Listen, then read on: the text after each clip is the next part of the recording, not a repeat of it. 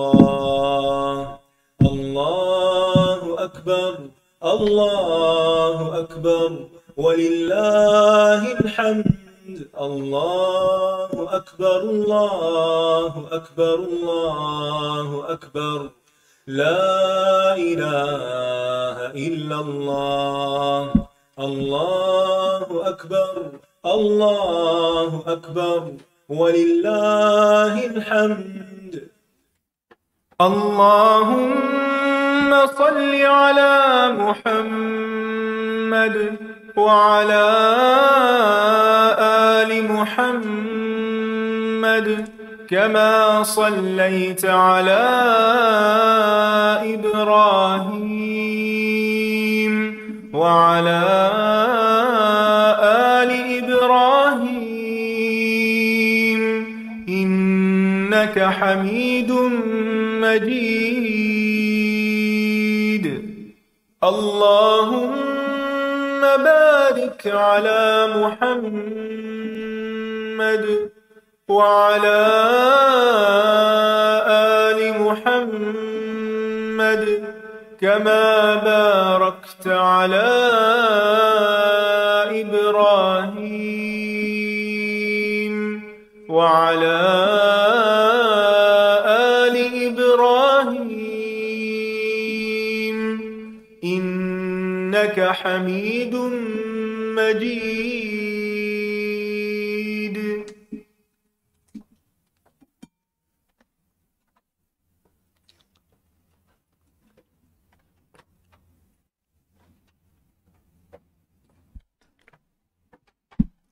السلام علیکم ورحمۃ اللہ وبرکاتہ. کیا حال ہے سب کا؟ الحمد للہ. کیسا گزرا ویکینڈ؟ الحمد للہ. موقع ملا احادیث پڑھنے کا، کتاب کھولنے کا؟ الحمد للہ. کوئی حدیث شیئر کریں گے؟ جس میں دن بھر میں 70 سے زیادہ رسول اللہ صلی اللہ علیہ وسلم استغفار کرتے ہیں، تو ہمیں بھی استغفار پڑھنا چاہیے. استغفار پڑھنے کے فائدے کیا ہیں؟ کوئی انسٹنٹ فائدہ آپ کے ذہن میں کیا آتا ہے؟ گناہوں کی معافی ہوتی ہے، اور کاموں کی رکاوٹ دور ہوتی ہے، رزق میں برکت ہوتی ہے، اولاد میں برکت ہوتی ہے، اور دعائیں قبول ہوتی ہیں، کیونکہ ہمارے گناہ ہمارے دعاؤں کی قبولیت میں رکاوٹ بنے ہوئے ہوتے ہیں. ہم سمجھتے ہیں کہ شاید ہم استغفار کر کے اللہ تعالیٰ پہ کوئی احسان کر رہے ہیں. ایسا کچھ بھی نہیں. اللہ تعالیٰ کو تو ضرورت نہیں ہے اس کی، ہمیں ضرورت ہے. ٹھیک ہے نا؟ تو ہمیں اپنے فائدے کے لیے کرنا ہے، جو بھی کرنا ہے اپنے فائدے کے لیے کرنا ہے. اور اگر کسی بھی عمل کا فائدہ پتہ ہوتا ہے تو انسان کا عمل شوق سے ہوتا ہے اور پھر توجہ سے ہوتا ہے. تو آپ سب اپنے لیے ڈیلی ٹارگٹ سیٹ کریں کہ میں نے اتنی دفعہ ضرور استغفار کرنی ہے. نبی صلی اللہ علیہ وسلم دن میں اگر 70 سے 100 بار کرتے تھے، اور آپ اللہ کے رسول تھے، معصوم تھے، گناہوں سے پاک تھے، تو پھر ہمیں اس سے تو زیادہ ہی کرنی چاہیے. اور اگر اس سے زیادہ نہیں تو کم از کم اتنا تو ضرور کریں. ٹھیک ہے نا؟ کانشیس ہو کے جب اپنی غلطیوں گناہوں کو یاد کر کے استغفار کرتے ہیں، that is of course more valid. لیکن جی، جیسے نارملی کام کرتے ہوئے کچن میں یہ وہ بھی کرتے رہے، وہ بھی کرتے رہیں. 3 طرح کا ذکر ہوتا ہے نا. ایک صرف زبان سے ہوتا ہے، ایک زبان اور دل سے ہوتا ہے، اور ایک صرف دل سے ہوتا ہے. ٹھیک ہے نا؟ دل میں آپ سوچ رہے ہیں یا اللہ میں بڑی گنہگار ہوں، تو مجھے معاف کر دے، میری غلطیاں معاف کر دے، میری یہ مشکل آسان کر دے. آپ کچن میں کھانا بنا رہے ہیں، آپ کچھ بھی کر رہے ہیں، آپ بولتے جائیں. ٹھیک ہے نا؟ کون انسان ہے جس کی زندگی میں کوئی مسئلہ نہ ہو، یا اولاد کی طرف سے، یا پھر رزق کی طرف سے، یا صحت کی طرف سے، کسی بھی چیز کی طرف سے. تو پھر انسان کے ذہن میں وہی خیالات بار بار آتے رہتے ہیں، وہی پریشانی بار بار آتی رہتی ہے. تو اس پریشانی سے پریشان ہونے کے بجائے اپنے اس پریشانی کو کنورٹ کر لیں استغفار کرنے میں. اور تو یا صرف دل سے کرتے رہیں، یا صرف زبان سے بھی کریں تو ٹھیک ہے، کوئی بات نہیں، نہ ہونے سے بہتر ہے. اور اعلیٰ ترین درجہ کیا ہے کہ دل اور زبان دونوں سے کریں. ٹھیک ہے نا؟ تو انشاءاللہ جو بھی اللہ تعالیٰ توفیق دے اس کے مطابق کرتے جائیں. جی ضرور پوچھیے. ہم نے پڑھا تھا وہ تین لوگوں کا جو غار میں پھنس گئے تھے. تین جو لوگ تھے غار میں اسٹک ہو گئے تھے اور ایک پتھر آ کے گرا تھا, تو تینوں نے اپنی اپنی نیکی کا واسطہ دے کے اللہ سے جی دعا مانگی تھی. جی تو دعا مانگی تھی, تو پھر آخری میں جو لاسٹ جو انہوں نے دعا مانگی تھی, جو انہوں نے کھیتی باڑی مزدور کو دے دی تھی پورا, تو پورا پتھر ہٹ گیا تھا. تو اس طرح ہم بھی اپنی کسی نیکی کا واسطہ دے کے اللہ سے دعا مانگ سکتے ہیں, لیکن میرا سوال یہ ہے کہ پھر وہ نیکی کا ثواب ہمیں آخرت میں نہیں ملے گا کہ اللہ نے دنیا میں دے دیا اس کا جزا ہمیں؟ یہ میں اکثر دماغ میں میرے آتا ہے جی. یہ. پہلے بات تو یہ کہ آپ کا سوال یہ ہے کہ کیا ہم اپنی کسی نیکی کا واسطہ دے کر دعا کر سکتے ہیں؟ بالکل کر سکتے ہیں. قرآن مجید میں آتا ہے کہ یا ایھا الذین آمنوا اتقوا اللہ وابتغوا الیہ الوسیلہ. آئی تھنک اتقوا اللہ, کون حافظ آپ میں سے کوئی ہے؟ یا ایھا الذین آمنوا اتقوا اللہ وابتغوا الیہ الوسیلہ. اگر پہلے اسے کوئی چھوڑ بھی دے, میں اگر آیت میں غلطی نہ کروں کہیں, تو وابتغوا الیہ الوسیلہ کا مطلب ہے کہ اللہ کی طرف جانے کا وسیلہ تلاش کرو. تو یہ نیک اعمال نہیں, یہ وسیلہ بنتے ہیں. اچھا, اس کی دلیل ایک اور جگہ بھی ہے, الیہ یصعد الکلم الطیب والعمل الصالح یرفعہ. ٹھیک ہے, اللہ کی طرف اٹھتے ہیں پاکیزہ کلمات, ان میں دعا بھی ان میں سے شامل ہے, اللہ سے مانگ رہے ہیں پاکیزہ کلمات ہے. والعمل الصالح یرفعہ, اور عمل صالح جو ہے وہ اس کو اوپر لے جاتا ہے. تو آپ اپنی کسی بھی نیکی کو یاد کر کے آپ جنرلی بھی کہہ سکتے ہیں کہ اللہ تعالیٰ اگر میری کوئی بھی نیکی آپ کو پسند ہے, کیونکہ بعض اوقات انسان بڑا ہی ڈیسپریٹ ہوتا ہے, کسی خاص پریشانی میں ہوتا ہے, تو اللہ تعالیٰ اس کے وسیلے سے مجھے میری یہ مشکل آسان کر دے, یا مجھے یہ چیز عطا کر دے. جو بھی آپ کی دعا ہو آپ اس کو کر سکتے ہیں. اب دوسری آپ کا اگر سوال کا آخری حصہ یہ ہے کہ کیا آخرت میں پھر اس عمل کا اجر ملے گا؟ انشاءاللہ ملے گا, کیونکہ انیشلی جب آپ نے عمل کیا تھا تو خالص نیت سے کیا تھا نا, اللہ کی رضا چاہنے کے لیے, تو وہ تو اپنی جگہ ہے ہی. جو ابتدا میں آپ نے عمل کیا تھا, اسی لیے تو یہ عمل وسیلہ بن رہا ہے کیونکہ یہ خالص تھا. اگر یہ عمل خالص ہی نہ ہو تو یہ وسیلہ نہیں بن سکتا. تو آپ کی جو پہلی جو نیت تھی نا, اس کے مطابق آپ کا اجر محفوظ ہے انشاءاللہ. ٹھیک ہے.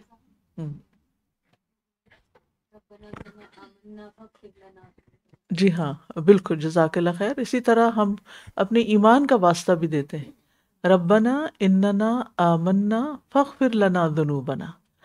اے ہمارے رب, بے شک ہم ایمان لے آئے ہیں. اب یہ ایمان کو کیا ہم بنا رہے ہیں؟ وسیلہ بنا رہے ہیں. فاغفر لنا, لہذا فاغفر لنا کا مطلب ہے پس تو بخش دے ہمیں, کیونکہ ہم ایمان لائے ہوئے ہیں. ٹھیک ہے نا. تو اسی طرح کوئی بھی نیک عمل جو آپ نے خالصتاً اللہ کی رضا کے لیے کیا ہو, وہ آپ کے لیے دعاؤں کی قبولیت کا ذریعہ بن سکتا ہے, وسیلہ بن سکتا ہے. اسی لیے آپ دیکھیں کہ جب ہم دعا مانگتے ہیں تو دعا سے پہلے کیا پڑھتے ہیں؟ درود شریف. اس سے پہلے کیا پڑھتے ہیں؟ اللہ تعالیٰ کی حمد و ثنا کرتے ہیں. یہ دعا مانگنے کا ادب بھی ہے. ٹھیک ہے. تو جب ہم دعا کر رہے ہیں اور ہم نے دونوں یہ کام کر لیے, سبحان اللہ والحمد للہ ولا الہ الا اللہ واللہ اکبر ولا حول ولا قوۃ الا باللہ, مثلاً یہ آپ نے پڑھ لیا, یا سبحان اللہ وبحمدہ عدد خلقہ ورضا نفسہ وزنۃ عرشہ ومداد کلماتہ, یہ پڑھ لیا. کوئی بھی اللہ کی تسبیح یا حمد کے کلمات آپ نے پڑھ لیے, اللہ کی تعریف کر لی, یا سورۃ فاتحہ پڑھ لی. کیوں سورۃ فاتحہ؟ کیونکہ سورت, وہ حدیث یاد ہے کہ جس میں ایک فرشتہ آسمان سے اترا تھا اور اس سے پہلے وہ کبھی نہیں اترا تھا, اور پھر آسمان کا گیٹ کھلا اور پہلی دفعہ وہ دروازہ کھلا اور پھر وہ اترا, اور پھر اس نے آ کر آپ کو 2 نوروں کی بشارت دی, اور یہ کہ جو ان کے ساتھ دعا مانگے گا وہ دعا قبول ہوگی. تو آپ سورۃ فاتحہ پڑھ لیں, اس کے بعد درود شریف پڑھیں, اور پھر درود شریف پڑھنے کے بعد آپ اپنی دعا کریں, چاہے آپ کسی بھی زبان میں کریں, اٹ ڈزنٹ میٹر, اللہ تعالیٰ کو ساری زبانیں سمجھ میں آتی ہیں. ٹھیک ہے. آخر میں پھر آپ درود شریف پڑھ لیں. تو یہ بھی ایک مطلب وسیلہ بن گیا آپ کا. جی عظمیٰ.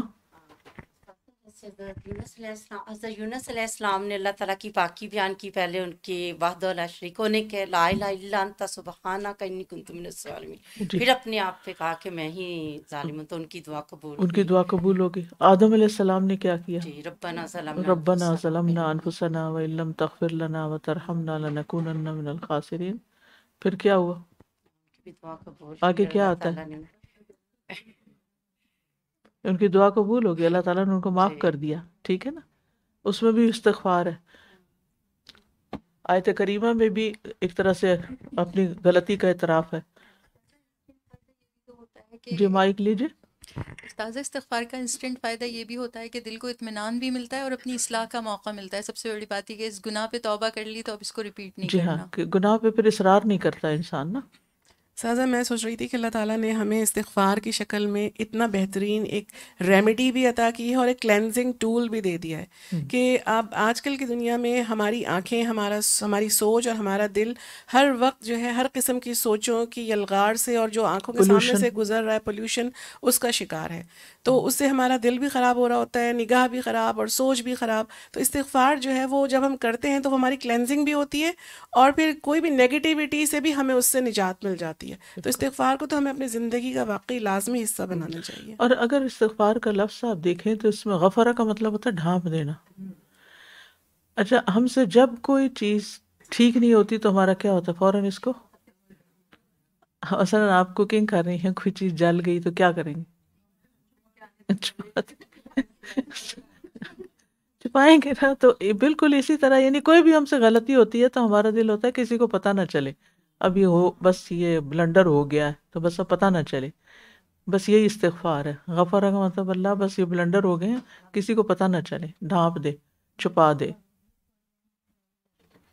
استغفار سے آپ کے نامہ اعمال میں جو کچھ لکھ دیا گیا ہے، جو آپ سے کام ہو چکے ہیں، وہ ان کو erase ڈھانپ دے بھی- گا نا، اریز کر دے گا، erase ڈھانپ بھی- دے گا۔ جی اسی لیے طوبی لمن وجد الاستغفار فی صحیفته، وہ کیا آتا ہے اس میں، شاید حدیث میں ایک آدھ لفظ آگے پیچھے ہو، خوشخبری ہے اس شخص کے لیے جو اپنے اعمال نامے میں کثرت سے استغفار پائے۔ جی یعنی وہ انسان بہت خوش قسمت ہے کہ جس کے نامہ اعمال میں قیامت کے دن بہت سا استغفار نکلے گا، کیونکہ وہ کیا کرے گا؟ کور کر دے گا برے کاموں کو۔ So one thing I noticed کہ استغفار is not only erasing what you have done, it's stopping you from doing it again. Like اگر جب آپ استغفار کر رہے ہیں اور slowly bring the human muscle memory whatever it is، آپ کی زبان کو اس ذکر کی عادت پڑ جاتی ہے۔ جب آپ کر رہے ہیں تو at the same time آپ کوئی اور وہ کام نہیں کریں گے جس کی وجہ سے آپ یہ استغفار کہہ رہے ہیں۔ تو it's not only erasing that, it's stopping you from Deterrent. yeah, so it's like a precautions to not to do it. بالکل بالکل۔ جی جی یہ آپ نے جو حدیث کہی، طوبیٰ لمن وجد فی صحیفته استغفارا کثیرا، ہاں، جزاک اللہ خیرا۔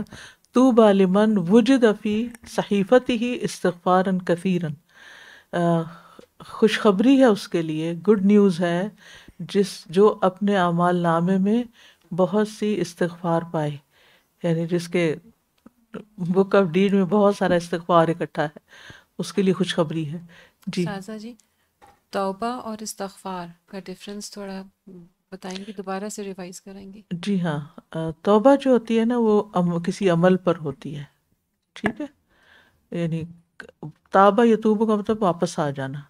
آپ نے غلط ایگزٹ لے لیا تھا، واپس آ رہے ہیں، یعنی کوئی غلط کام کر رہے تھے، آپ نے وہ چھوڑ دیا، تو اس کام کو چھوڑنا ہوتا ہے، ٹھیک ہے؟ اور استغفار یہ کہ اب جو ہو گیا نا اس کو ڈھانپنا۔ جی ہاں، مائک دیجیے آسیہ کو۔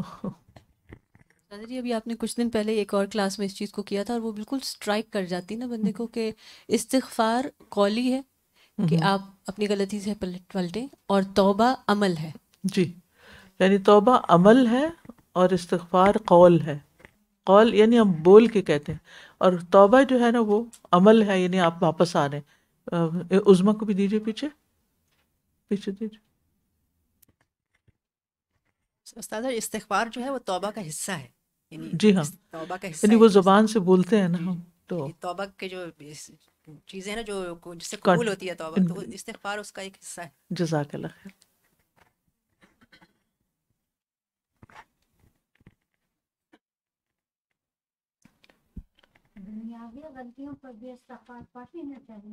ہر طرح کی غلطیوں پر. دنیاوی غلطیوں میں دو طرح کی ہوتی ہے نا. جس کا جلا اس سے معافی مانگ لیں, سوری کر لیں, پہلے سے بتا دیں, یہ نہیں کہ کہیں پھینک کے کہیں مجھے نہیں پتا یہ کیوں کیا ہوا اور کس نے کیا. انسان کے اندر تھوڑی جرت ہو نا تو ایکسیپٹ کرنے کی, تو بہت سے بوجھ اتر جاتے ہیں. جب ہم ایکسیپٹ نہیں کرتے نا, ڈینائی کرتے رہتے ہیں, تو اس میں ایفرٹ زیادہ لگتی ہے.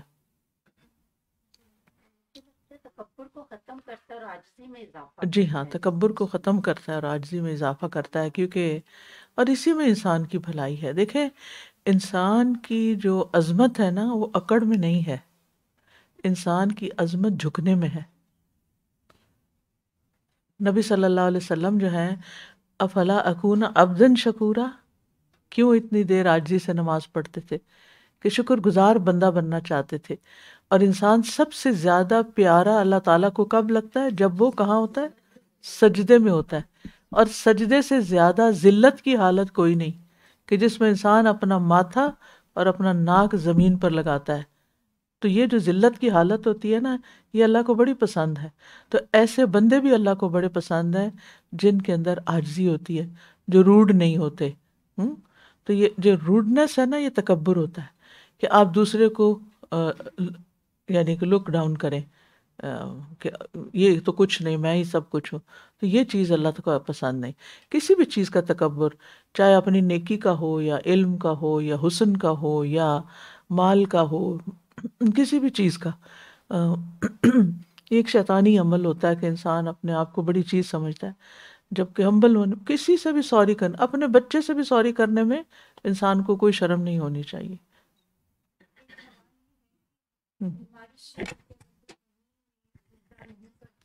تو بیٹھ کے بھی تو سجدہ کرتا ہے نا. اگر بیماری کی وجہ سے کوئی زمین پہ نہیں رکھ سکتا تو پھر کیا کرے؟ وہ بیٹھ کے سجدہ کرے, وہ بیٹھ کے جھکے. سجدہ جو ہے نا جھکنے کا نام ہے. تو وہ تو آپ کہیں نا زمین پہ ضروری ہے نا کہ ناک رگڑیں اور سر اپنی پیشانی بھی زمین پہ. جی, جن لوگوں کے لیے یہ پاسبل ہو, یعنی جو زمین تک جا سکتے ہیں وہ تو زمین تک جائیں, اور جو نہیں جا سکتا ان کے لیے ثواب ہے, اجر ہے. جی انشاءاللہ, کیوں نہیں, کیونکہ معذوری ہے نا. جی جی صحیح بات ہے, شکریہ. جی, دل کا جھکنا بھی سجدے کا پارٹ ہے, یعنی صرف جسم نہیں جھکتا, آپ کا دل بھی جھکتا ہے. ٹھیک ہے, ادھر آگے آئیے. یہاں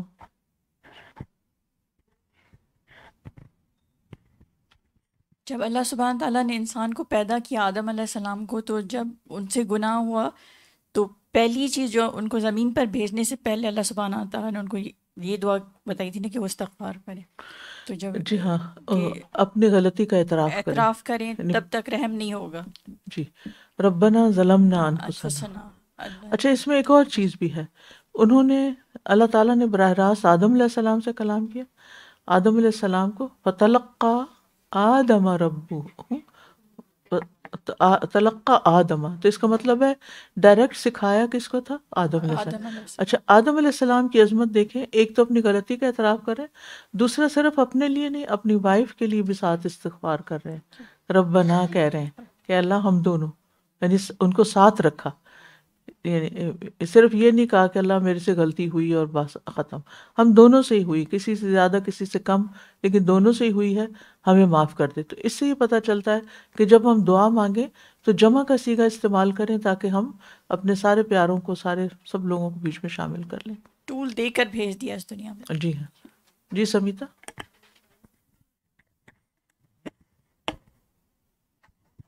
دادا جی, پڑھاتے وقت ایک دفعہ مجھے خیال آتا ہے اسی طرح کہ نوح علیہ السلام نے اپنی قوم کو کہا, تلقین کی کہ تم استغفار کرو اپنے گناہوں کی, اور تاکہ ان کو احساس ہو کہ گناہ کی استغفار کرنا بہت ضروری ہے. تو جب تک ہمیں احساس نہیں ہوگا ہم کیسے استغفار پڑھیں گے؟ تو وہ استغفار بھی ہماری جو ہے وہ دل سے نہیں ہوگی. پھر اس کا احساس ہونا, اور پھر احساس کے ساتھ جب تسبیح ہوگی تو پھر اس کا پھر ڈبل امپیکٹ ہوتا ہے. کوئی بھی چیز جب آپ اس کی نیت کرتے ہیں تو تبھی, یعنی عمل کے لیے نیت ضروری ہے نا, وضو کے لیے نیت ضروری ہے. اگر نیت کے بغیر ایسے ہی نہا لیا آپ نے تو وہ وضو تو نہیں ہوا نا. نبیلہ لے لیجیے. جی السلام علیکم سر. وعلیکم السلام. استاذہ جی ایسی بھی دعا کر سکتے ہیں نا، جیسے اللہم اغفر لی وللمؤمنین والمؤمنات والمسلمین والمسلمات والاحیاء منہم والاموات، الاحیاء سب کے منہم، لیے سب کے لیے دعا ہو جاتی ہے؟ جی الحمدللہ میں کوشش کرتی ہوں دن میں کم از کم ایک سجدے میں میں یہ دعا سب کے لیے پڑھوں. ہم سب کو کرنی چاہیے، سب کے لیے. جی کیونکہ اس سے آپ دوسروں کے لیے کرتے ہیں اور فرشتے آپ کے لیے آمین کہتے ہیں. جی اور جو فوت ہو گئے ہیں اور ان یہ کے بالکل، اور کہاں یہ تک بات بہت ہی جاتی ہے. جامع دعا ہے. جی اللہم اغفر لی للمؤمنین والمؤمنات والمسلمین والمسلمات الاحیاء منہم والاموات، کہ جو زندہ ہیں ان کو بھی بخش دے اور جو فوت ہو گئے ہیں ان کو بھی بخش دے. تو استاذہ جی یہ اس طرح ہے اللہم اغفر للمؤمنین یا اللہم اغفر لی وللمؤمنین؟ اللہم اغفر لی پہلے اپنے لیے مانگنی ہے، وللمؤمنین والمؤمنات والمسلمین. ٹھیک ہے. میں نا کبھی کبھی جو ہمارا لینیج ہے نا اس میں ہم ابن عباس رضی اللہ تعالیٰ عنہ کی اولاد ہیں، تو ان تک جتنے بھی لوگ ہیں نا سب کے نام لکھے ہوئے ہمارے پاس. تو میں کبھی کبھی ان سب پہ نا نظر ڈالتی ہوں، ایسے دیکھ کے پڑھتی ہوں اس کو. میں کہتی ہوں یہ پتہ نہیں یہ کتنے سال جیے ہوں گے اور کہاں پیدا ہوئے ہوں گے، کس شہر میں، کیونکہ ٹریول کرتے رہے نا ادھر ادھر. تو یہ کہاں پیدا ہوئے ہوں گے، انہوں نے کیا اچھے کام کیے ہوں گے، کیا پتہ نہیں ابھی قبر میں ان کے ساتھ کیا ہو رہا ہوگا، اور یہ ان کا پتہ نہیں کیا حال ہوگا. اور ان کا یہ سارے میرے رشتہ دار ہیں نا، میں ان کی اولاد ہوں. یعنی وہاں سے چلتے چلتے چلتے، خیر وہ تو آدم تک جاتے ہیں، لیکن یہ کہ جنون ہمارا وہ ہے لینیج، نسب نامہ جس کو بولتے ہیں. تو بڑی عجیب حالت ہوتی ہے دل کی. یہ اپنے آپ کو خود سکھانے والی چیزیں ہوتی ہیں نا، انسان غور و فکر جب کرتا ہے. تو ہمیں سوچتی ہوں کہ جب ہم مر جائیں گے تو ہماری اولادوں میں سے کوئی ہوگا کہ جو سوچ کے ہمارے لیے دعا کرے گا. تو ہمیں کہتے ہیں اللہ ان سب کو بخش دے. اور ان کو تو نہیں پتا ہوگا کہ آگے ہماری اولادوں میں سے کون کون آنے والا ہے، کہاں گم گئے، کہاں نہیں پتا کسی ایک سوائے جو والد اور دادا کے، نہیں پتا کس کی قبر کہاں ہے، دفن کہاں ہے. لیکن سلسلے ہیں. لیکن تو ایسے ہم نے بھی خاک میں مل جانا ہے ایک دن. جو وقت ہے اس کو استعمال کر لیں اور اپنے علاوہ اوروں کے لیے بھی دعا کیا کریں تاکہ سب کو فائدہ پہنچے. اور نبی صلی اللہ علیہ وسلم نے کیا فرمایا کہ خیر الناس من ینفع الناس، لوگوں میں سب سے اچھا انسان وہ ہے جو لوگوں کو فائدہ دیتا ہے، جو دوسروں کے فائدے کا ہے. اس شخص میں کوئی خیر نہیں جو کسی کو فائدہ کا نہیں، جو صرف سیلف سینٹرڈ ہے، صرف اپنا پتہ ہے اس کو، کسی اور کی خبر نہیں، یا صرف اس کی خبر رکھتا ہے جس کو وہ پسند کرتا ہے. جو عام خیر ہوتی ہے نا، اب بادل جب برستا ہے یا خیر پہنچاتا ہے تو وہ صرف پسند کے لوگوں پہ تو نہیں برستا نا، سب پہ برستا ہے. تو ایسے ہی یعنی جب خیر کریں تو یہ نہ دیکھا کریں کہ سامنے والا کون ہے، اس کے ساتھ جو بھی بھلائی. اور آپ دیکھیے ضروری نہیں ہوتی کہ صرف مال سے خیر ہو یا کسی چیز سے ہو. ایک اچھی بات کسی کو بتانا، الکلمۃ الطیبۃ صدقہ، ایک اچھی بات وہ بھی صدقہ ہے، وہ بھی آپ کا صدقہ ہے. تو کسی کو کوئی اچھا مشورہ دے دینا، کسی کا غم بانٹ لینا، کسی کو کوئی کام کی بات سکھا دینا، ایون دنیا کے فائدے کی کوئی چیز سکھا دینا کسی کو، یہ سب صدقے ہیں اور ان میں پیچھے نہیں رہنا چاہیے. ٹھیک ہے نا. اپنے انسٹاگرام پہ کوئی اچھی سی بات کسی کے لیے پوسٹ، آپ دیکھیں لوگ فارغ، ہماری قوم ادھر تو کم لیکن بیک ہوم آپ دیکھیں کتنی فراغت ہے لوگوں کے پاس. بیکاری ہے، بے روزگاری ہے، فراغت ہے، بہت کچھ ہے. اب وہ سارا دن کس پہ بیٹھے رہتے، فون مل گیا سب کو اپنے دل بہلانے کے لیے، غم بھولنے کے لیے. اب اس پہ وہ اچھا بھی دیکھ رہے ہیں، برا بھی دیکھ رہے ہیں، جو سامنے آ رہا ہے دیکھے جا رہے ہیں. اگر اس میں آپ کی کوئی بات پڑھ کے کسی کو کوئی خیر پہنچ گئی تو آپ کے لیے صدقہ ہے. ٹھیک ہے. تو اس میں پیچھے نہیں رہنا چاہیے. کیا ہم نان مسلمس کی چیزیں نہیں پڑھتے، نہیں دیکھتے ہیں نا؟ تو آپ کا کیا خیال ہے کہ نان مسلم ہماری چیزیں نہیں دیکھتے ہوں گے نا؟ دیکھتے ہیں، ریسرچ بھی کرتے ہیں، دیکھتے بھی ہیں، پڑھتے بھی ہیں.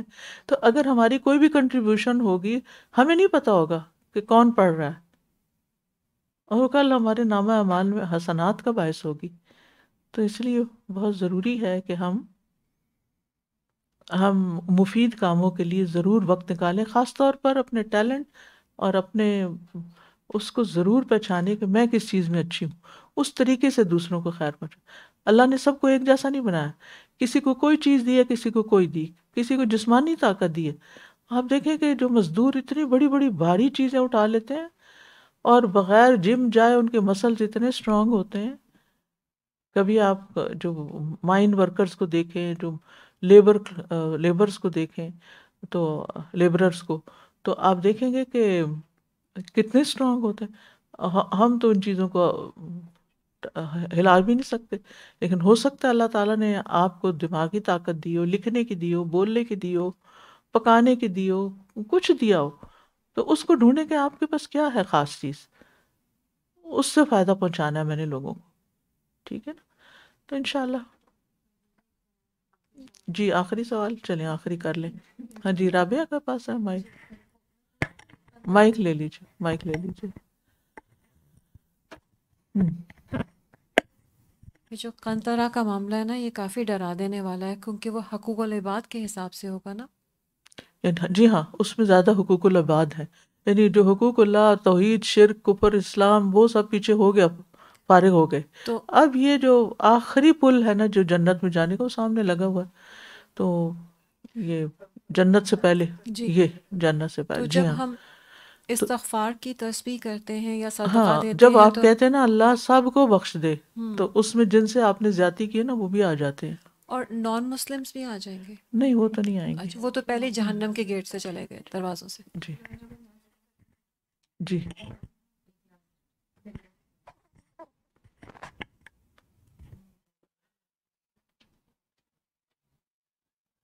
جی استاذہ، جیسے ابھی آپ بات کر رہی تھیں کہ جیسے آپ کی لینیج جب ان کے لیے دعا کرتی ہیں، I was reading somewhere کہ جب ہم دعا کرتے ہیں تو دعا get saved through generations and generations.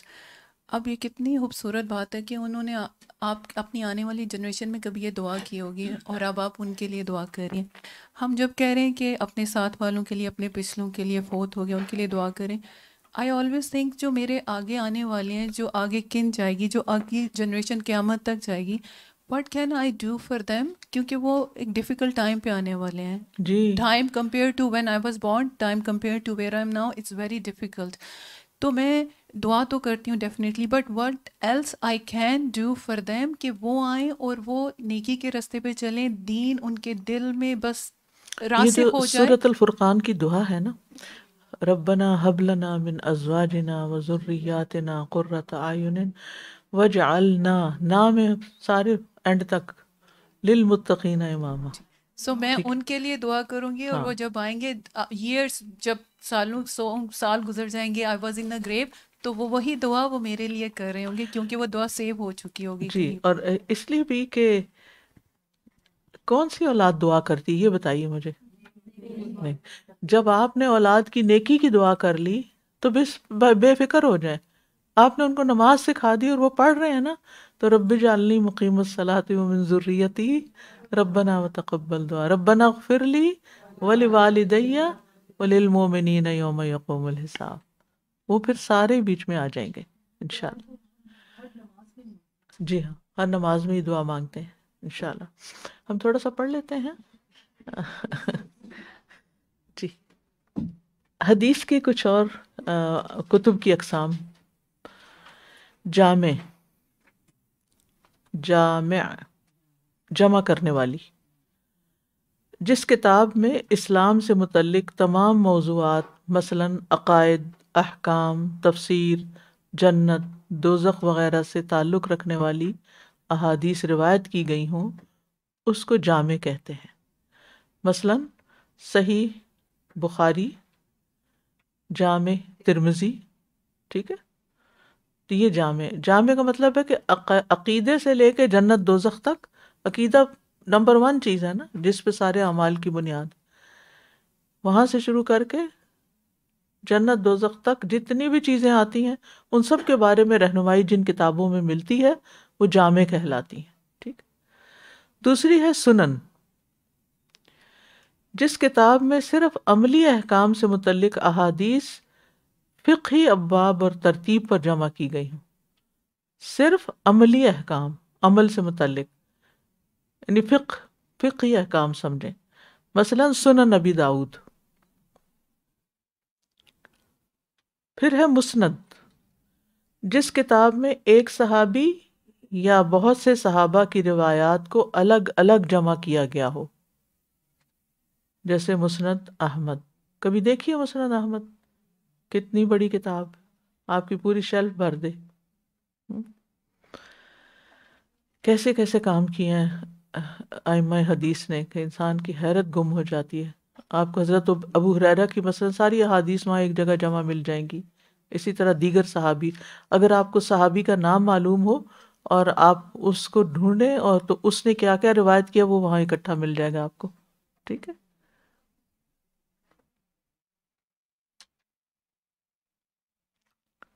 اسی طرح مسند حمیدی بھی ہے، اور بھی ہیں مسند.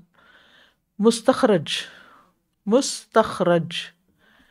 جس کتاب میں مصنف کسی دوسری کتاب کی حدیثوں کو اپنی سندوں سے روایت کرے. مثلا حدیث بخاری میں ہے لیکن بخاری کی سند کے ساتھ نہیں، اپنی سند کے ساتھ وہی حدیث روایت کر رہا ہے. سمجھ گئے؟ یعنی وہ حدیثیں اور کتابوں میں ہیں لیکن اس کی سند اپنی ہے. سند شروع میں نے بتایا تھا نا آپ کو، ایک سند ہوتی ہے، ایک متن ہوتا ہے. سند وہ ہوتی ہے جس میں راویوں کے نام ہوتے ہیں، یعنی وہ اپنے استادوں سے روایت کر رہا ہے. Chain of narrators with different chain of narrators, وہ نریشن ہے. نریشن وہی ہے جو مثلاً بخاری میں ہے لیکن اس کی چین آف نریٹر جو ہے وہ فرق ہے. پھر ہے مستدرک. اچھا، مستخرج اسماعیلی علی صحیح البخاری، بخاری کی حدیثوں کو اسماعیلی نے اپنی چین کے ساتھ روایت کیا ہوا ہے. مستدرک، جس کتاب میں مصنف ایسی روایات جمع کرے جو کسی دوسرے مصنف کی شرائط کے مطابق ہوں لیکن اس کی کتاب میں نہ ہوں. مثلا مستدرک حاکم. کیا مطلب ہے اس کا؟ بخاری کی شرائط پر حدیثیں جمع کی جا رہی ہیں، جو شرائط امام بخاری نے رکھی وہی انہوں نے بھی رکھی ہوئی ہیں، لیکن حدیثیں ٹیکسٹ وہ لائے ہیں جو بخاری میں نہیں ہے. ان دونوں میں فرق کیا ہوا؟ مستخرج میں کیا تھا؟ چینز فرق ہیں، ٹھیک، اور یہاں کیا ہے؟ حدیثیں فرق ہیں، اور چین میں وہی شرائط ہیں جو امام بخاری کی ہیں. پھر ہے معجم، جس کتاب میں مصنف ایک خاص ترتیب کے ساتھ اپنے ہر استاد کی روایات کو الگ الگ جمع کرے. یعنی ایک ڈکشنری ہے، ایک طرح سے معجم ڈکشنری کو کہتے ہیں. تو وہ حدیثوں کی ڈکشنری ہے لیکن کس طرح ترتیب دی ہوئی ہے؟ ڈکشنری میں تو الفابیٹیکلی اس کو ترتیب دیتے ہیں نا. عربی میں آپ کو پتہ ہے سب سے پہلے لیکسیکون جو ہے وہ عربوں نے شروع کی تھی. خلیل بن احمد الفراہیدی نے سب سے پہلی ڈکشنری بنائی تھی، جو مسلمان تھا، شاید 2 یا 3 صدی کا ہے، اور اس نے اپنی ڈکشنری کا نام رکھا تھا کتاب العین. عین غین ہوتا ہے نا، تو عین کا مخرج جو ہے وہ آگے تک ہے نا، سب سے نیچے والا ہے، تو اسے وہاں سے شروع کیا تھا، سب سے ڈیپ مخرج سے. اور سب سے پہلے عین سے جو حرف شروع ہوتے تھے ان کو لکھا، اور پھر اور بہرحال تفصیلات الگ ہیں اس کی. تو معجم میں کیا ہوتا ہے؟ استادوں کی لسٹ ہوتی ہے اور ان استادوں سے جو روایات لی ہوتی ہیں وہ الگ الگ لی ہوئی ہوتی ہیں. مثلاً ایک استاد سے 10 حدیثیں لی ہوئی ہیں تو پہلے استاد کا نام لکھیں گے اور وہ پھر 10 حدیثیں لائیں گے. ٹھیک ہے. تو اسی طرح اور بھی اس میں آپ دیکھیے کہ اوپر آپ نے پڑھا نا جو مسند ہے، مسند میں کون ہے، کس کے لحاظ سے جمع کیا ہوا؟ صحابہ کے. اور اس میں کس کے حساب سے؟ ٹیچر کے حساب سے. مثلا معجم طبرانی، کبھی پڑھا یہ لفظ معجم طبرانی؟ حدیثوں کے آخر میں لکھا ہوتا ہے، تو وہ سمجھ نہیں آتی کیا ہے معجم طبرانی. تو پھر اربعین کا تو سب کو ہی پتا ہوگا. اربعین نووی سنا ہوا ہے جی، جس کتاب میں کسی ایک یا مختلف موضوعات پر 40 احادیث جمع کی گئی ہوں. مثلا اربعین نووی، اربعین سنائی، بہت سی اربعینات لکھی گئی ہیں. اس پر میں نے ایک دفعہ ریسرچ کی تھی تو بہت سارے نام اکٹھے کیے تھے. اس وقت مجھے ایسی چیزیں اکٹھی کرنے کا شوق تھا. پھر مجھے ایک وقت میں خیال آیا ان کا کیا فائدہ، کوئی عمل کی بات کرو. بہرحال وہ بھی ایک علم ہے اور اس کی اپنی جگہ ضرورت ہے، لیکن اس کی ہر بندے کو ضرورت نہیں. تو میری سوچ اور طرح تھی، میں ان چیزوں کو پیچھے جاتی تھی جس کا فائدہ زیادہ لوگوں کو ہو. تو بہرحال یہ مسلمانوں کی کنٹریبیوشن ہے جن کو جمع کرنا، دیکھنا، اکٹھا کرنا، ایک جگہ پڑھنا، یہ ایمان بوسٹنگ ہوتا ہے. یہ کہ اچھا اتنے لوگوں نے اس ٹاپک پہ لکھا ہے. جز جیسے آپ کے سپارے ہیں نا جز، اسی طرح حدیث کے بھی جز ہوتے ہیں. وہ کتاب جس میں صرف ایک راوی یا ایک ٹاپک موضوع کی احادیث جمع کی گئی ہوں. جیسے امام بخاری کی کتاب ہے جز رفع الیدین، تو رفع الیدین ٹاپک ہے اور اس پر ساری حدیثیں جمع کی، وہ ایک چھوٹی سی کتاب بن گئی، اس کو جز کہا جاتا ہے. ہاں. یا امام بہقی کی کتاب القراءۃ خلف الامام، امام کے پیچھے قرات کرنی چاہیے کہ نہیں سورۃ فاتحہ کی جیسے، تو اس پہ انہوں نے جتنی احادیث تھیں سب اکٹھی کر دی. تو ایک ٹاپ جس طرح آج کل ہم بھی کرتے ہیں نا کہ مثلاً توبہ جیسے انہوں نے کیا ہوا ہے. ابھی آپ جو ریاض الصالحین پڑھی، کتاب الاستغفار آپ نے پڑھی، تو ساری حدیثیں استغفار کے موضوع پر ایک اس میں، تو یہ تو چیپٹر وائز ہے نا. تو بعض اوقات وہ کتاب پوری نہیں ہوتی، بس ایک ٹاپک پہ حدیثیں ایک چھوٹے سے پیمفلٹ کی شکل میں اکٹھی کی ہوتی. واضح؟ تو یہ کتابوں کا کچھ تعارف تھا. اب ہم آئیں گے ریاض الصالحین کی طرف. کتاب الحج، تیسری حدیث پڑھیں گے ہم کتاب الحج میں سے. وعنہ قال سئل النبی صلی اللہ علیہ وسلم ای العمل افضل قال ایمان باللہ ورسولہ قیل ثم ماذا قال الجہاد فی سبیل اللہ قیل ثم ماذا قال حج مبرور متفق علیہ. المبرور هو الذی لا یرتکب صاحبہ فیہ معصیہ. وعنہ، اور انہی سے یعنی سابقہ راوی جو کہ ابو ہریرہ رضی اللہ عنہ ہیں، ان سے روایت ہے کہ نبی صلی اللہ علیہ وسلم سے پوچھا گیا کون سا عمل افضل ہے، بہت اچھا ہے. آپ نے فرمایا اللہ اور اس کے رسول پر ایمان لانا.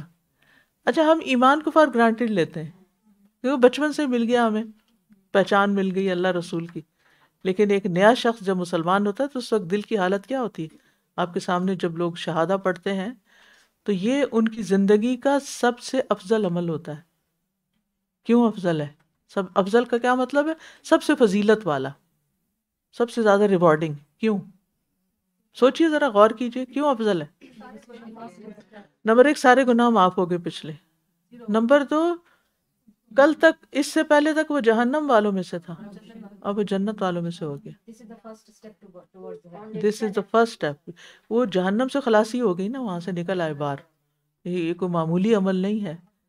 تو اسی طرح توحید خالص جو ہے، اپنے دل کو ہر وقت شرک سے پاک کرنا اور اللہ سبحانہ وتعالیٰ کی صفات پر غور کرنا اور اللہ ہی کے ساتھ سب سے زیادہ محبت کرنا، اسی کا خوف رکھنا وغیرہ وغیرہ.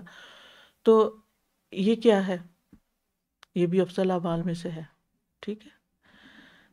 اچھا، تو یہاں پر ہے سئل النبی صلی اللہ علیہ وسلم ای العمل افضل قال ایمان باللہ ورسولہ قیل ثم ماذا، کہا گیا پھر کون سا؟ قال الجہاد فی سبیل اللہ، فرمایا اللہ کی راہ میں جہاد کرنا. قیل ثم ماذا، پھر پوچھا گیا اس کے بعد کون سا؟ قال حج مبرور، فرمایا حج مبرور. متفق علیہ کا مطلب کیا ہے؟ بخاری اور مسلم نے اس کو روایت کیا، اتفاق ہے ان کا. المبرور، مبرور کا کیا مطلب ہے؟ هو الذی لا یرتکب صاحبہ فیہ معصیہ، ایسا حج ہے جس میں حاجی اللہ کی کسی نافرمانی کا ارتکاب نہ کرے، یعنی حج میں کوئی گناہ نہ کرے. کیوں نہ کرے؟ قرآن مجید میں کیا آتا ہے؟ فمن الحج اشہر معلومات فمن فرض فیہن الحج فلا رفث ولا فسوق ولا جدال فی الحج. حج کے مہینے سب کو معلوم ہیں، جو ان مہینوں میں حج کا ارادہ کرے، فلا رفث، نہ کوئی بے حیائی کی بات کرے، ولا فسوق، نہ کوئی گناہ کا کام کرے، ولا جدال، اور نہ کوئی لڑائی جھگڑا کرے. تو جو شخص اپنے حج میں ان 3 چیزوں سے بچ گیا، اس کا حج کیا قرار پایا؟ حج مبرور، نیکیوں سے بھرا حج. ٹھیک ہے. اچھا، یہی بڑا مشکل کام ہے کہ انسان جھگڑا نہ کرے، وہاں کسی کے ساتھ بحث مباحثہ نہ کرے. بعض اوقات ہاتھا پائی کوئی نہیں کرتا، زبانی بہت آرگیومنٹ شروع کر دیتے ہیں لوگ. خاص طور پر کہاں؟ خاص طور پر حجر اسود پہ تو خیر جنگ و جدل کے بغیر آپ پہنچ ہی نہیں سکتے. تو حج کے دنوں میں ایئرپورٹس پہ بھی آپ دیکھیے، جو خاص 4-5 حج کے دن ہوتے ہیں نا، جو مینا کے، اور وہاں تو کیا فقہی لڑائیاں ہوتی ہیں. نماز پوری پڑھنی ہے کہ آدھی پڑھنی ہے، جمع کرنی ہے کہ نہیں کرنی، ہمارے امام یہ کہتے ہیں، فلانا امام یہ. ان باتوں میں بالکل نہیں پڑھنا، اور کوئی پوچھے تو اشارے سے جواب دینا. فَلَا نُكَلِّمَ الْيَوْمَ إِنسِيًّا، آج میں یہاں اللہ کی عبادت کے لیے آئی ہوں، میں عرفات کے میدان میں بحثیں کرنے نہیں آئی. ٹھیک ہے نا. اور نہ آگے بڑھ کے کسی کو مشورے دینے. اگر کوئی مان جائے، یعنی اچھا تو یہ ہے کہ اگر کوئی آپ کی بات مانے تو اپنے گروپ کو لے کے کہیں کہ ذرا سارے ایک دفعہ بیٹھ جائیں، ہم کچھ آج کے دن کے آداب پڑھ لیتے ہیں. کتابیں ہیں الحمدللہ، ان میں لکھا ہوا ہے کہ آج کے دن کا افضل عمل کیا ہے، کون سا کلمہ پڑھنا ہے، کیا کرنا ہے. وہی سب کو بتا دیں اپنی ایکسپیکٹیشن کہ ہم میں سے کوئی کسی کو ڈسٹرب نہیں کرے گا. یہ بڑا وقت قیمتی ہے، ساری زندگی کا مال متاع لگا کے یہاں پہنچے ہیں، آج ہم نے اللہ سے معافی کرا کے جانا ہے، تو ہم نے کسی غیر ضروری چیز میں نہیں پڑھنا. کوشش یہ کریں خیمے سے باہر نکل جائیں، اور نکل کے الگ بیٹھ کے اپنی دعائیں فریادیں. نبی صلی اللہ علیہ وسلم نے زوال آفتاب سے لے کے نماز پڑھنے کے بعد سے مغرب تک مسلسل ذکر اور دعا کی تھی. تو ہمیں بھی اسی سنت پر عمل کرنا چاہیے. اللہ تعالیٰ سب کو لے جائے، تو جب لے جائے لا رفث ولا فسوق ولا جدال فی الحج، اور یہی چیز پھر حج مبرور بنتی ہے. ٹھیک ہے. تو حج افضل اعمال میں سے ہے، بشرطے کہ اخلاص کے ساتھ کیا جائے اور گناہوں سے بچتے ہوئے کیا جائے. اور مبرور کا لفظ ہے نا، یہ بر سے ہے. بر کا کیا مطلب ہے؟ نیکی. اور مبرور جو نیکیوں بھرا، جسے کہنا چاہیے نیکیوں بھرا، یعنی حج کے موقع پر زیادہ سے زیادہ نیک اعمال کریں، تہجد پڑھیں، طواف کریں، ذکر کریں، درس و تدریس کا کام کریں اگر آپ کو موقع ملے، علم اللہ نے آپ کو دیا ہے. کیونکہ بہت سے لوگ ہمارے ملکوں سے کیسے چلے جاتے ہیں بیچارے، ایسی عمر میں حج کرتے ہیں کہ کچھ پڑھتے میں تو جا کے ان کو یاد نہیں رہتا کیا پڑھ کے آئے، تو پھر ان کو وہ ساتھ ساتھ یاد دہانی کرانی پڑتی ہے. تو حج مبرور وہ ہوتا ہے جس میں اول سے آخر نیکیاں ہی نیکیاں ہوں، اور اس میں کسی قسم کا گناہ نہ ہو اور شائبہ بھی نہ ہو. اور نیت، جب کوئی کہے نا کہ میں حج پہ جا رہی ہوں، کوئی نصیحت کر دیں کچھ، تو آپ یہ دعا دیا کریں، اللہ آپ کو حج مبرور نصیب کرے، کہ آپ کا حج نیکیوں سے بھرا ہوا ہو. کیونکہ سب سے اہم چیز یہی نیت دے کے جانی ہے. اور اکثر لوگ مجھے پوچھتے ہیں کہ اچھا ہم عمرے پہ جا رہے ہیں، حج پہ، تو کیا کریں؟ میں کہتی ہوں جب پہلا قدم نکال لیں نا آپ، تو بس اس کے بعد کوئی شکایت نہیں، کسی تکلیف کی شکایت نہیں کرنی. کیونکہ ہم وہاں، بڑی گرمی لگ رہی ہے، بڑی پیاس ہے، رش بڑا ہے، یہاں تو ایک ٹیکسیاں ہی نہیں ملتی، اتنا چارج کر رہے ہیں، فلانا، پتہ نہیں کیا کیا باتیں شروع ہو جاتے ہیں. کیا فائدہ ایسے باتوں کا؟ آپ کی ان باتوں سے وہ باز آ جائیں گے، پیاس ختم ہو جائے گی باتیں کرنے سے، اور بڑھے گی. اور اسی طرح تو فضول باتیں کرنے کا فائدہ کوئی نہیں. اسمائل کریں، سلام کریں، دوسروں کو دعا دیں، کوئی چیز سکھا دیں، کچھ کھلا دیں، کچھ ہیلپ کر دیں، کسی کا سامان اٹھا لیں، یہ جو آپ کر سکتے ہیں نیکیاں کرتے چلے جائیں. اور پھر حج مبرور وہ بھی ہوتا ہے کہ جو انسان کو اس طرح نیک بنا دے کہ واپس آنے کے بعد پھر ان گناہوں کو چھوڑ دے جو جانے سے پہلے کر رہا تھا.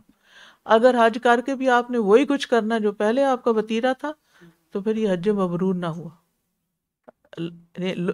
حج سے انسان گناہوں سے کیسے پاک ہو کے نکلتا ہے؟ جیسے ماں کے پیٹ سے نکلا ہو، بے معصوم بچے کی طرح ہوتا ہے انسان. اب ایک دفعہ پاک صاف ہو گیا، اب واپس آ کے اگر وہی کام پھر شروع کر دیے تو پھر وہ جو بخشا ہوا تھا اس نے اپنے لیے اور پھر دوبارہ سے مسئلے کھڑے کر لیے. تو جی آپ کچھ کہیں؟ Is it a sign استاد کہ قبول ہو گیا تو اچھا کر رہے ہیں یا مبرور تھا نہیں تھا؟ جی جی Is it a یہ sign؟ اٹس اے سائن کہ انسان کی زندگی چینج ہو گئی. یعنی حج should be life changing experience,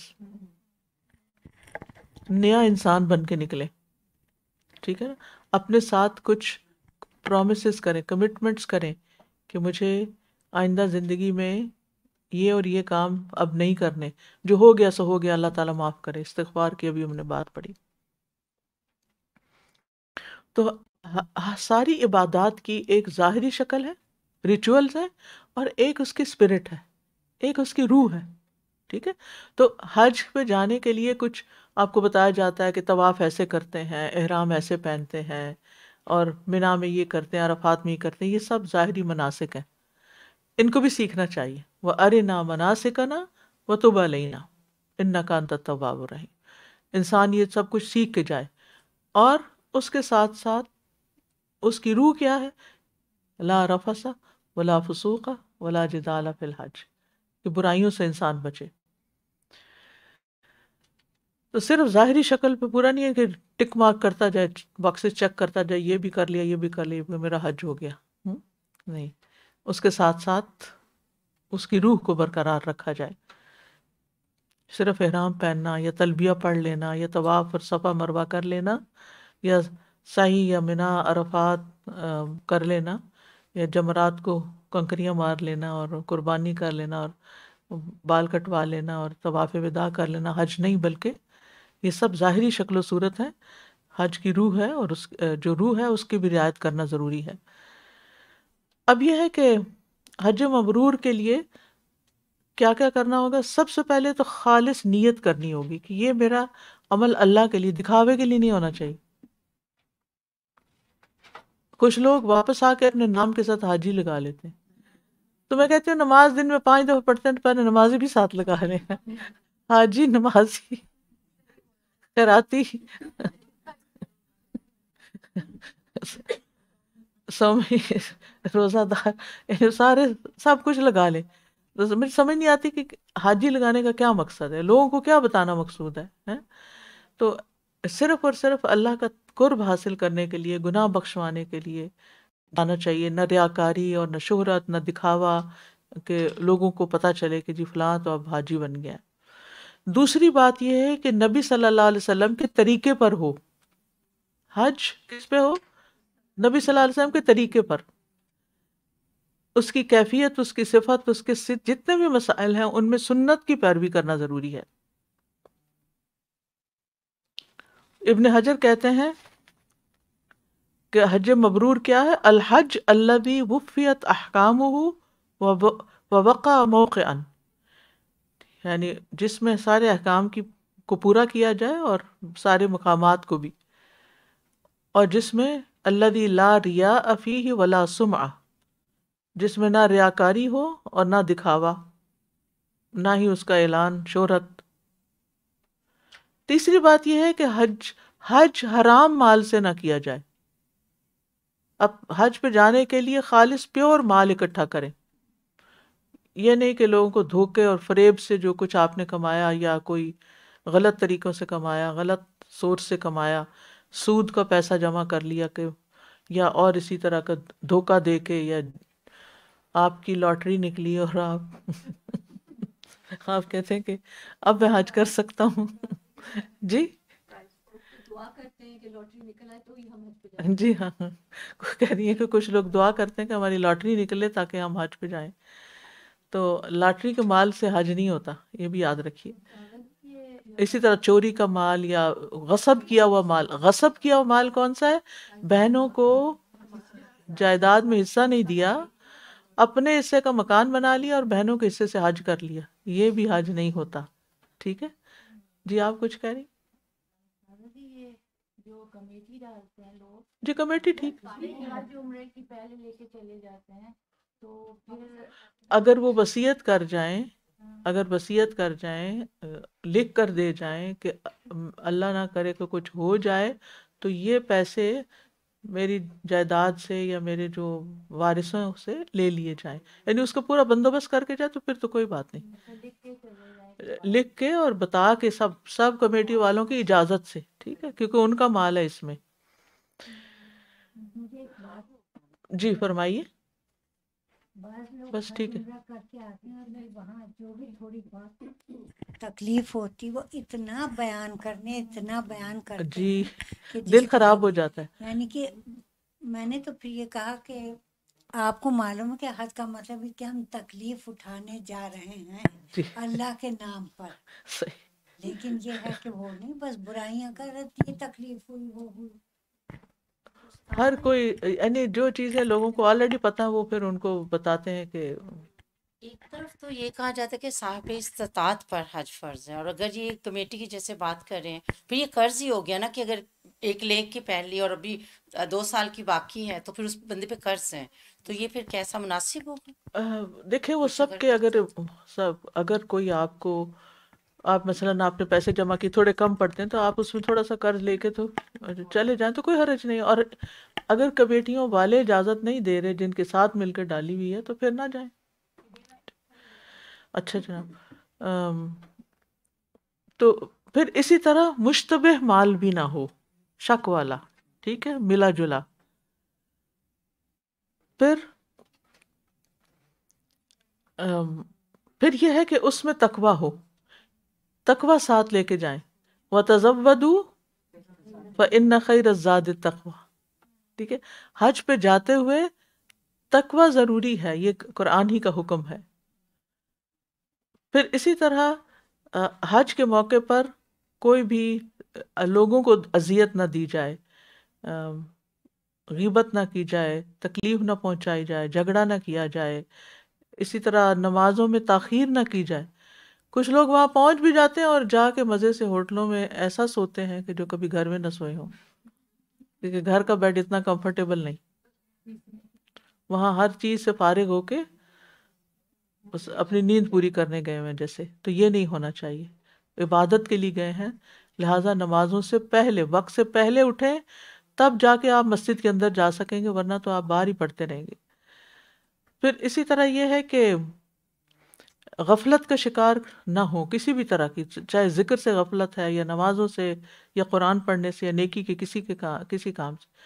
اسی طرح مردوں کے لیے یہ ہے کہ عورتوں کو مت گھوریں، کیونکہ اس میں احرام کی حالت میں چہرہ کھلا ہوتا ہے تو ان کو نہ دیکھتے رہیں. اور اسی طرح عورتوں کو اپنے لباس اور اپنی ہر چیز کا خیال رکھنا چاہیے. بعض خواتین سفید کپڑے پہن کے چلی جاتی ہیں، اب وہ اتنے بعض اوقات وہ گرمیوں کے کپڑے پاکستان کی لون اب تو سب سی تھرو، یہ بعضوں کو باریزے کے پہن کے چلے جاتے ہیں. اور وائٹ انہوں نے پتہ نہیں کس نے یونیفارم بتایا حج کا وائٹ، اس کا کوئی تعلق نہیں یا وائٹ سے، یا کسی کوئی بھی کلر آپ پہن لیں جو ڈیسنٹ کلر ہو. لوگوں کی نگاہ نہ یعنی کہ اپنی طرف متوجہ کرنے والی چیزیں مت پہنے، نہ ایسا زیور، نہ ایسی چیزیں کہ لوگ طواف کر رہے ہیں اور آپ کی چوڑیوں کا ڈیزائن سوچ رہے ہو کہ کیا ہے. ایسی چیزوں سے بھی پرہیز کریں کہ جو دوسروں کو ڈسٹریکٹ کرنے والی ہوں. جی. پھر اسی طرح یہ ہے کہ جنسی باتیں، سیکس کے اوپر باتیں، چاہے ہسبینڈ وائف کے بیچ میں، وہ بھی نہیں کرنی چاہیے. اور ان کا فزیکل ریلیشن شپ تو احرام کی حالت میں ویسے ہی منع ہے، حج فاسد ہو جاتا ہے. اور پھر یہ کہ حج کے بعد انسان کی بعد کی حالت پہلے سے بہتر ہو. پھر اسی طرح یہ ہے کہ حج کے بعد آخرت کی طرف رغبت زیادہ ہو.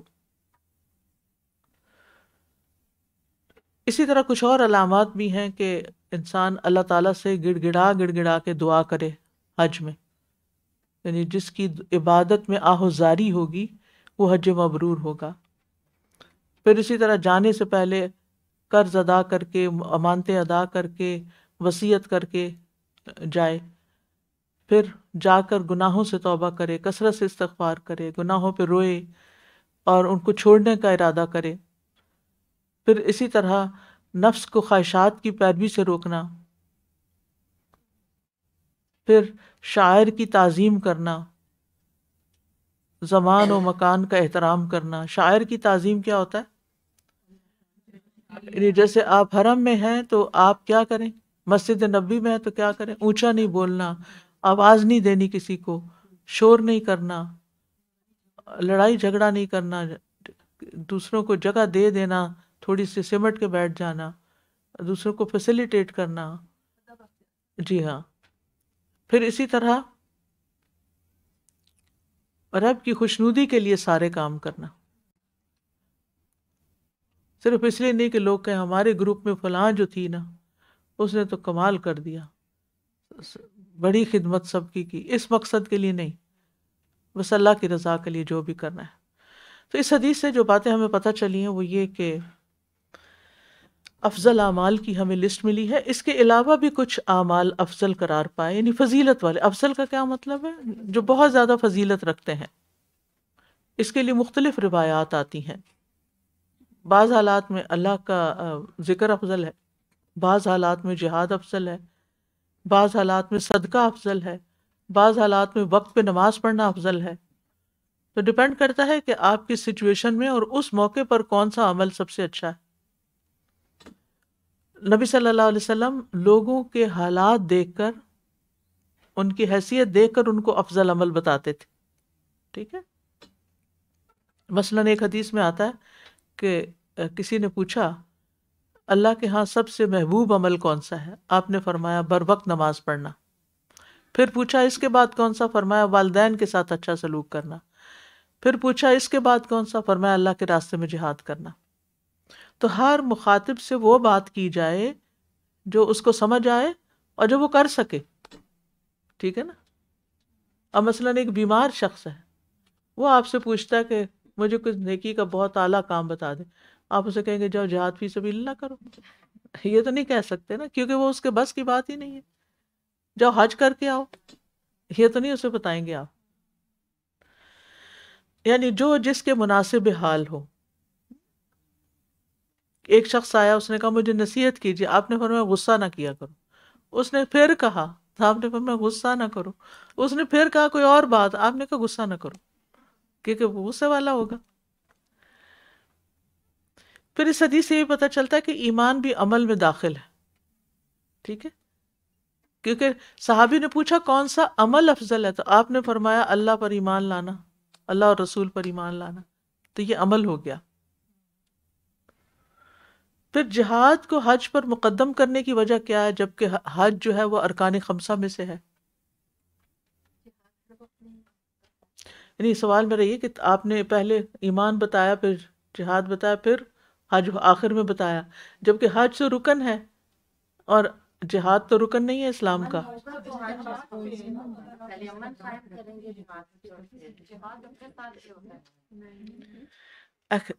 جی ایکچولی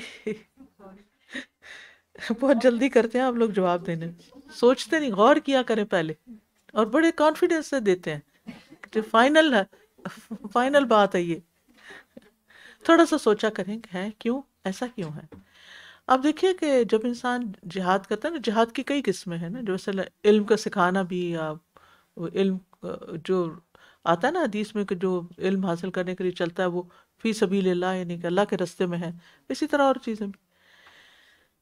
حج کا فائدہ آپ کی ذات کو ہوتا ہے، جبکہ جہاد کا فائدہ پوری امت کو ہوتا ہے، یعنی وہ ایک لامتناہی سلسلہ چل پڑتا ہے۔ آپ ایک خیر کے کام میں بھاگ دوڑ کرتے ہیں، اچھا اس کو فائدہ پہنچا، کسی اور، اس سے کسی اور کو، کسی اور کو، کسی اور، آپ نے کسی کو ایک بات سکھا دی، اس نے آگے 100 لوگوں کو سکھا دی، کتنوں کا فائدہ ہو گیا، سمجھ آئی؟ یہ تھا اس کا جواب. اچھا، اسی طرح کچھ عمل انفرادی ہوتے ہیں اور کچھ عمل اجتماعی ہوتے ہیں. اب ان میں سے کون سا اچھا ہوتا ہے، انفرادی یا اجتماعی؟ اب آپ پچھلی بات کو لے کے کہیں گے کہ اجتماعی عمل زیادہ اچھا ہے. دیکھیے، موقع کی مناسبت سے کہیں انفراد، مثلا آپ کی نماز کا وقت ہے اور آپ کہتے ہیں نہیں میں تو غریبوں کی مدد کرنے چلی ہوں، نماز میں نے نہیں پڑھنی. یہ نہیں، نماز کے وقت میں آپ کی نماز زیادہ افضل ہے. حج آپ پہ فرض ہو گیا، آپ کو حج کرنا زیادہ افضل ہے. ٹھیک ہے. تو ایک شخص جا رہا تھا نا، ایک عورت آئی تو کہنے لگی اللہ کے رسول میں حج پہ جانا چاہتی ہوں لیکن میرے میاں جو ہے نا وہ جہاد پہ جا رہے ہیں تو میں اب کیا کروں. تو آپ نے کہا کہ وہ تمہارے ساتھ حج پہ جائے. ٹھیک ہے. اسی طرح ایک شخص آیا اور کہنے لگا کہ میں آپ سے بیعت کرنا چاہتا ہوں مختلف نیکی کے کاموں پر. تو اس نے، آپ نے پوچھا کہ پیچھے کس کو چھوڑ کے آئے ہو؟ کہا میرے ماں باپ کا. کس حال میں چھوڑ کر؟ رو رہے تھے. کہا جاؤ واپس جاؤ اور ان کو یعنی کہ ہنساؤ جس طرح تم ان کو رلا کے آئے ہو. تمہارا جاہد فیہما، جاؤ ان میں جا کے جہاد کرو، کہیں اور جانے کی ضرورت نہیں، ان کے پاس جاؤ. کیونکہ اس وقت ان کے پاس کوئی اور نہیں تھا. اگر ماں باپ کو دیکھنے والے 3-4 بہن بھائی ہیں اور آپ ایک اس میں سے نکل کے آ کے پڑھ رہے ہیں، پڑھا رہے ہیں، کچھ کر رہے ہیں تو کوئی بات نہیں.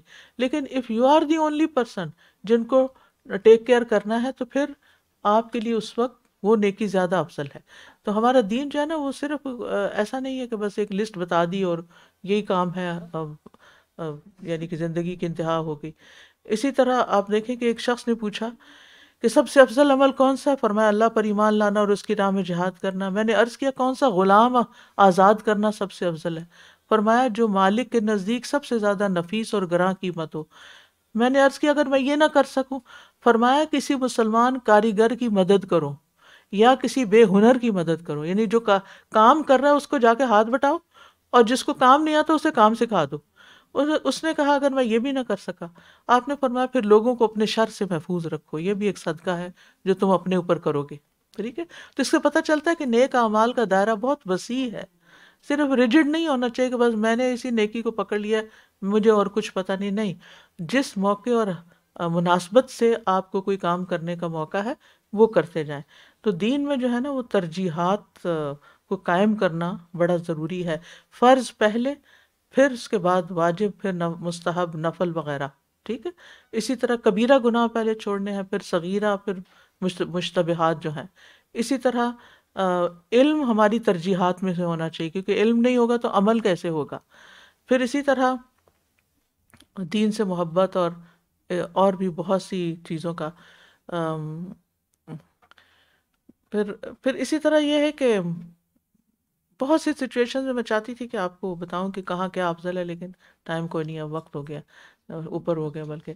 تو ایمان اور اعمال میں ترجیح کا تعین کرنا ضروری ہے کیونکہ ایک جگہ پر آتا ہے نیکی یہ نہیں کہ تم اپنے چہرے مشرق یا مغرب کی طرف کر لو. اور اب اسی طرح یہ ہے کہ فرض نماز چھوڑ کے رات کا قیام افضل نہیں ہوگا، پہلے آپ کو فرض پورے کرنے ہوں گے. اسی طرح برے اعمال کی بھی درجہ بندی ہے. تو یاد رکھیے اعمال میں درجہ بندی ہے. جس کو حکمت دے دی گئی اس کو بڑی خیر مل گئی. حکمت کیا ہے؟ کہ رائٹ ٹائم پہ آپ رائٹ فیصلہ کر سکیں. اب اس ٹائم پر اس سچویشن میں لمحہ موجود میں مجھے کیا کرنا ہے، تو لمحہ موجود میں ہمیں نماز کے لیے جانا ہے. سبحانک اللہم و بحمدک اشہد ان لا الہ الا انت استغفرک و اتوب الیک. اکبر اللہ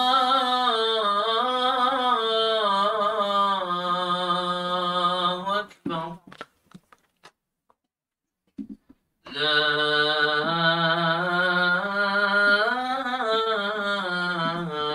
الہ الا اللہ.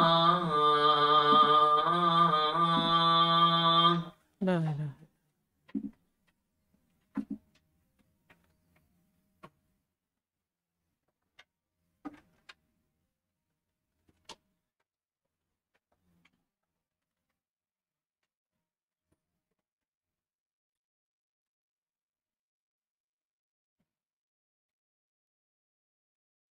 قل إن كنتم تحبون تحبون الله فاتبعوني يحببكم الله ويغفر لكم ذنوبكم والله غفور رحيم.